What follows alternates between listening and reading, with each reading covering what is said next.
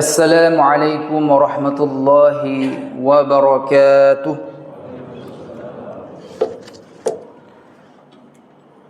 Alhamdulillahilladzi ahyana ba'dama amatana wa ilaihin nusyur.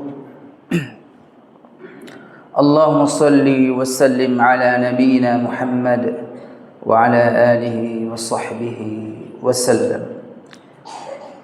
Segala puji bagi Allah yang telah menghidupkan kita kembali, di mana Allah semalam telah mematikan kita sejenak,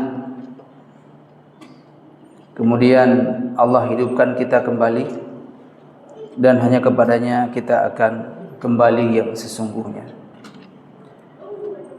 Selawat kepada Rasulullah sallallahu alaihi wasallam dan para sahabatnya. Jemaah yang bukan Allah Subhanahu wa taala, di waktu yang singkat ini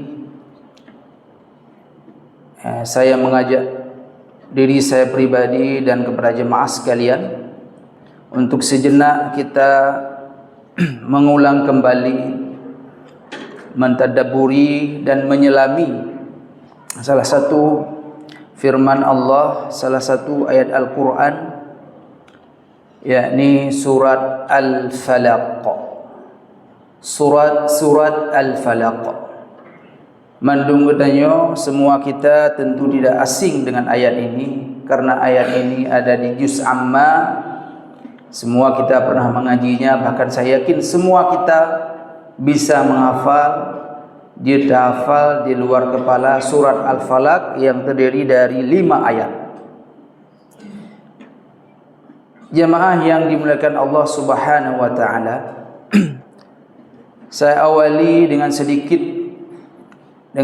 kita sedikit melihat asbabun nuzul surat Al-Falaq ini, yang artinya adalah Al-Falaq waktu subuh. Jadi jemaah yang dimuliakan Allah, ada beberapa riwayat yang menyebutkan tentang sebab turunnya ayat ini. Saya sebutkan satu saja, yaitu di mana dalam riwayat Sahih Bukhari dan Muslim, suatu ketika Nabi SAW ditimpa sakit, yang mana sakit beliau ini disebabkan oleh ulah sihir, disebabkan oleh sihir. Ya, punya bahasa atau bahasa yang lain santet. Jadi Nabi SAW ketika terkena sihir ini akibat ataupun yang dilakukan oleh seorang Yahudi yang bernama Lubaid bin Asam, yang mana dia melakukan media sihir kepada Nabi SAW dari rambut Nabi yang rontok dan dari bekas sisir thugot Nabi yang patah. Jadi dia mengambil ini, dia mengutus berskenario dengan seorang pembantu Nabi, di mana pembantu Nabi sering keluar masuk ke rumah Nabi, dan dia mengambil rambut Nabi yang rontok beserta bekas atau patahan sisir Nabi SAW, yang kemudian itu dibawa kepada si Yahudi tadi untuk kemudian dia bungkus ke dalam pelepah kurma yang dia ikat dengan buhul-buhul dan dia mantra-mantrai, yang kemudian ditanam dalam sebuah sumur, dibenamkan dengan batu ke dalam sebuah sumur yang bernama sumur Zarwan. Nah, akhirnya Nabi Allah uji sehingga beliau terpengaruh dengan sihir ini, yang mana disebutkan dalam riwayat apa dampaknya bagi Nabi SAW, yaitu seperti kata Aisyah, salah seorang istri Rasulullah SAW, seingat saya,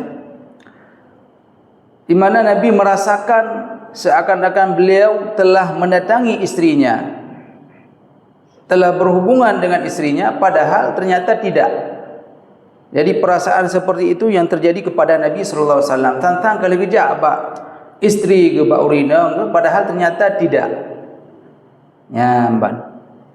Jadi jemaah bukan Allah Subhanahu wa taala, memang riwayat ini sahih dari Bukhari dan Muslim, namun sebagian ulama menolak riwayat ini walaupun sahih secara sanad. Karena menurut beliau, sebagian ulama yang lain mengatakan bahawa jika Nabi benar terkena sihir, artinya mereka menolak bahawa Nabi terkena sihir, maka ini sangat berbahaya, bisa mempengaruhi syariat, bisa menodai kenabian, bisa mengotori wahyu, bisa Nabi dipengaruhi, dikendalikan oleh orang lain. Di sini memang ada perbedaan para ulama, tetapi riwayat ini sahih dari Bukhari dan Muslim menceritakan Nabi SAW terkena sihir. Maka datanglah ulama yang lain yang mengatakan bahawa sihir yang menimpa Nabi SAW tidaklah mempengaruhi akal dan jiwa beliau, tidak mempengaruhi wahyu yang diberikan kepada Rasulullah SAW, sama sekali tidak. Karena sebelumnya Nabiullah Musa pun pernah terpengaruh dengan sihir, yaitu para penyihir Fir'aun. Tatkala para penyihir Fir'aun menempelkan tongkat-tongkat mereka yang dalam pandangan Nabiullah Musa seakan-akan itu adalah ular yang membuat beliau takut. Itu artinya Nabiullah Musa pun terpengaruh dampak sihir. Yang kemudian Allah berfirman kepada Nabiullah Musa agar Nabiullah Musa melemparkan tongkatnya yang kemudian benar-benar menjadi ular yang asli, bukan hanya halusinasi ataupun ular yang seakan tampak sebagai ular, yang kemudian menelan ular-ular tukang sihir tersebut. Hadirin bukan Allah Subhanahu wa taala. Di ayat yang pertama Allah berfirman, kita kembali ke ayat Al-Qur'an Al-Falaq. Allah berfirman, a'udzu billahi minasyaitonir rajim.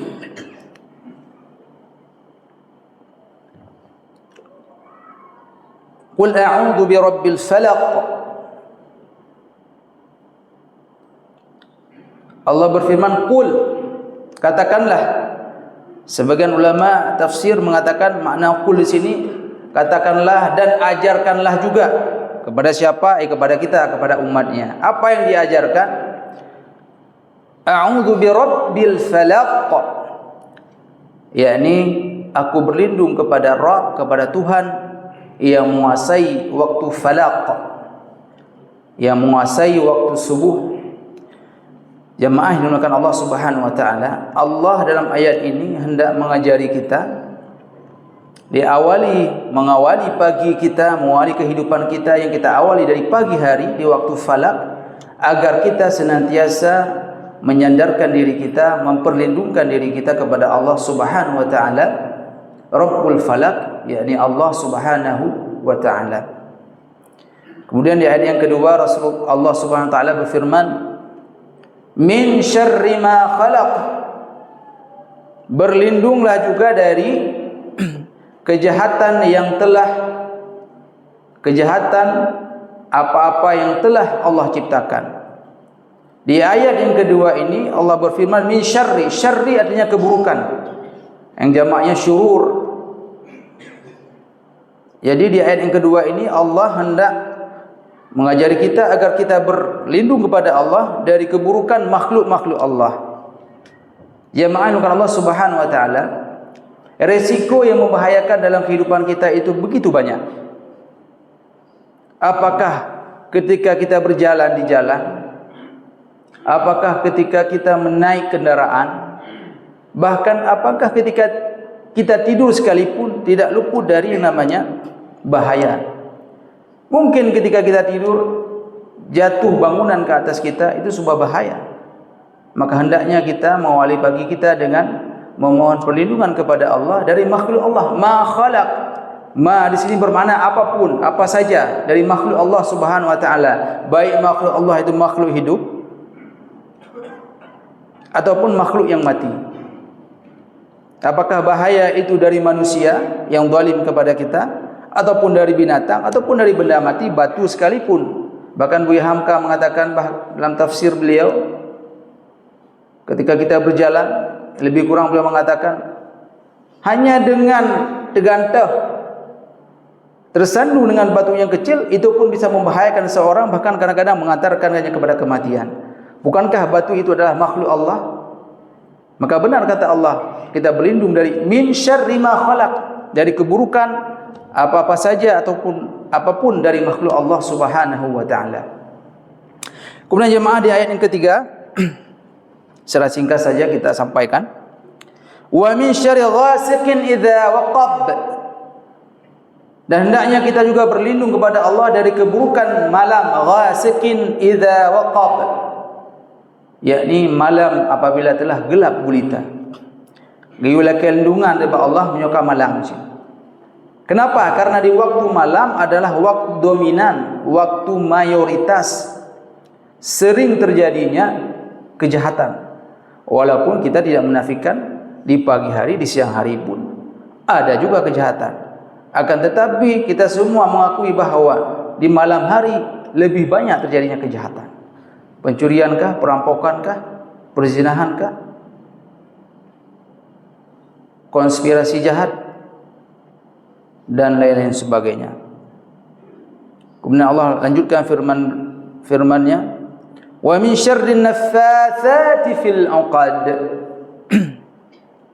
Dan dari keburukan wanita-wanita tukang sihir yang meniup pada buhul-buhul sihir.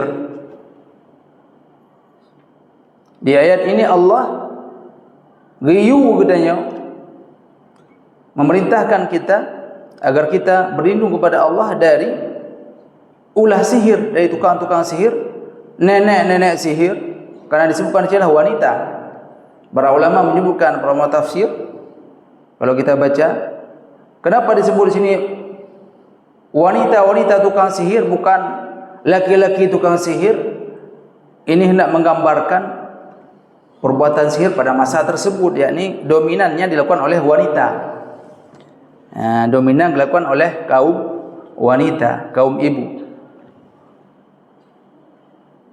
Jadi wanita tukang sihir ini meniup mantra-mantranya pada buhul-buhul sihir. Bagaimana sihir itu bisa terjadi hanya dengan membaca mantra kepada buhul-buhul sihir? Itulah ketentuan Allah sebagai ujian kepada kita.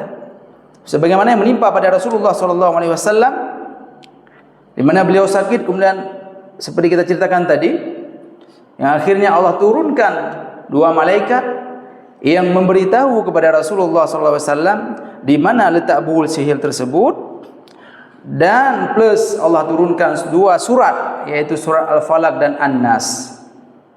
Jadi ketika kejadian sihir pada diri Rasulullah SAW, kebetulan oleh Nabi dua buah surat, Al-Falaq dan An-Nas, di mana Nabi ketika membaca satu surat, satu ayat sampai habis kedua surat tersebut, terbukalah tersimpul buhul sihir tersebut, sehingga sembuhlah Nabi SAW. Sihir itu nyata, bukan pura-pura. Apakah masih ada sampai saat ini? Ada. Banyakkah?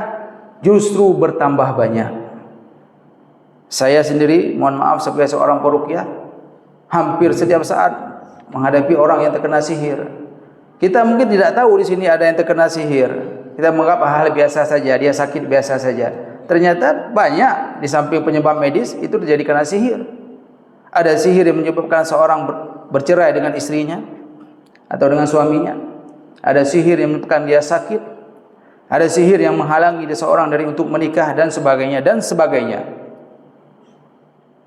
Jadi Allah di ayat ini ghiyu katanya untuk berlindung dari tukang sihir. Ini menunjukkan bahawa dia fakta dan itu penting, sehingga Allah berwasiatkan kepada gedanya melalui ayatnya. Kemudian Allah berfirman di ayat yang terakhir, jemaah, wa min syarri hasidin idza hasad. Dan dari keburukan orang dengki, idza hasad, apabila dia mendengki. Allah ghiyu gedanya agar berlindung kepada Allah dari dengkinya seseorang. Apakah dengki itu berbahaya? Sangat berbahaya. Itu penyakit, dan kita berlindung dari penyakit ini. Ini penyakit hati. Penyakit dengki yaitu senang ataupun katakanlah tidak senangnya seseorang ketika orang lain Allah beri nikmat. Itu dengki yang paling ringan. Tingkat hana senang temadang urung lain gebi kelebihan, kebaikan, kesenangan, itu sudah dengki. Ada dengki yang lebih satu tingkat lagi, lebih parah lagi, yaitu dia ingin nikmat yang didapatkan oleh saudaranya itu hilang. Ada menjebak senang, ada menjebak mendapatkan kebahagiaan sahabatnya atau orang lain atau si fulan. Ada dengki yang lebih dahsyat lagi, yaitu ketika seseorang, katakanlah si A melihat si B diberikan si B itu kebahagiaan, kesenangan, kelebihan oleh Allah Subhanahu wa taala, dia ingin nikmat pada si B tersebut, saudaranya tersebut hilang dan beralih kepada dia. Anda menje kelung baik keji. Itu lebih parah lagi, bukan cuma gada tapi berhak kekoknya. Itu dengki yang lebih dahsyat lagi. Bahkan kedengkian sehingga Allah memerintahkan kita untuk berlindung, menyebabkan seseorang, kadang manusia, bahkan seorang muslim pun melukai saudaranya, mengkhianati saudaranya karena dengki, bahkan sampai membunuh. Yang sering kita lihat di media-media itu karena kedengkian, tidak senangnya dengan nikmat orang lain. Dan ini penyakit yang sangat mengerikan, sangat berbahaya, yang membakar semua amal-amal soleh kita. Na'udzubillah min zalik. Bahkan jemaah yang bukan Allah Subhanahu wa taala, seorang yang dengki dengan izin Allah sebagai ujian tentunya, sebelum dia melakukan aksinya, katakanlah tidak menyakiti dengan fisik, dengan aksi nyata, hanya dengan melihat pandangan yang dengki saja, dengan pandangannya, bahasanya mengiku mata, karena kebencian, itu orang yang dilihatnya bisa sakit, yang disebut dengan ainul hasad, pandangan mata yang dengki. Hanya dengan melihat saja orang lain bisa sakit. Dan ini fakta. Walaupun mungkin ada di antara kita yang tidak percaya. Kalau kita senami tulisan para ulama ketika menyebutkan tentang ain, pandangan mata, baik karena takjub ataupun karena kedengkian, maka seseorang bisa jatuh sakit, dan sakit yang sangat parah. Oleh karena itu jamaah bukan Allah Subhanahu wa taala, di ayat ini Allah memerintahkan kita untuk berlindung kepada Allah dari keburukan makhluknya yang bisa saja membahayakan kita. Kemudian Allah jelaskan lagi apa saja keburukannya itu, yaitu dari keburukan di waktu malam, kemudian dari tukang-tukang sihir yang meniup pada buhul-buhul sihir yang menyihir manusia, dan ini adalah perbuatan kekafiran, dosa yang sangat besar. Kemudian Allah memerintahkan kita untuk berlindung kepada Allah dari orang-orang yang dengki. Maka hendaklah ayat ini dan juga An-Nas, mungkin suatu saat jika ada kesempatan kita sampaikan tentang fadilah surah An-Nas, Al-Falaq, An-Nas, bahkan Al-Ikhlas, itu hendaknya kita amalkan dan diperintahkan oleh Nabi. Yang pertama di antaranya ketika kita selesai solat kita baca An-Nas, Al-Falaq, Al-Ikhlas. Pagi hari kita baca An-Nas, Al-Falaq, Al-Ikhlas. Sore hari kita baca Al-Falaq, An-Nas, Al-Ikhlas. Bahkan sebelum tidur menjadi zikir sebelum tidur. Yang semua itu menjaga kita sebagai media kita meminta pertolongan kepada Allah dari keburukan telah kita sebutkan tadi. Nabi SAW sebelum tidur, beliau jama'a kaffaihi, mengumpulkan kedua telapak tangannya di depan mulutnya, thumma nafatha fihima, kemudian beliau meniupkan kepada kedua telapak tangannya sambil membacakan kedua surat tadi, yang kemudian setelah beliau bacakan dan beliau tiupkan kepada kedua telapak tangan beliau usapkan dari kepala ke muka, ke dada, ke tangan, ke kaki, sampai ke area-area yang bisa dijangkau dengan kedua tangan kita. Dan itu setiap malam beliau lakukan sebagai zikir, sebagai wasilah kita meminta perlindungan kepada Allah agar Allah jaga kita dalam tidur kita sampai bangun pagi. Kemudian kita lanjutkan lagi dengan zikir itu, dengan bacaan Al-Falaq pagi, siang, malam, setiap hari. Karena keburukan yang disebutkan dalam surah Al-Falaq ini nyata adanya dan selalu bisa mengancam kita. Kita hamba yang lemah, kepada Allah kita memohon perlindungan. Semoga ada manfaat. Wassalamualaikum warahmatullahi wabarakatuh.